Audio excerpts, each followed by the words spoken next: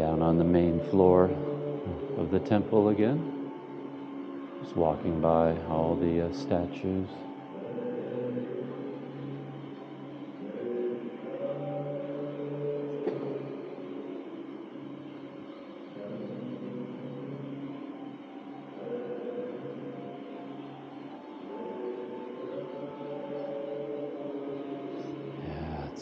Incredibly well maintained, this temple.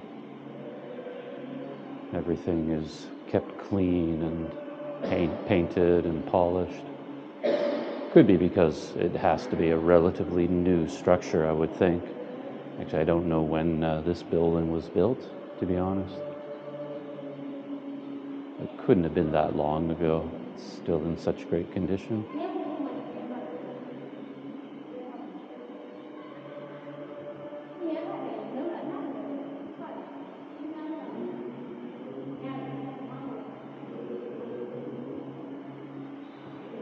There's some symbolism happening with this statue. An axe, some kind of a wheel, a knife, and another tool.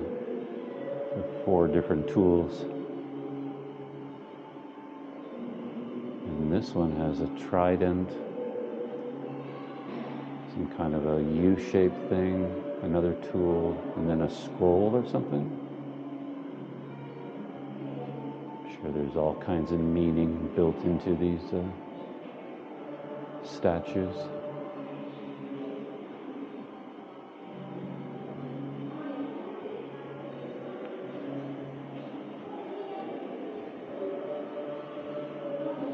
And this fellow is a half man, half snake, or half dragon. This is a really beautiful statue. Very polished.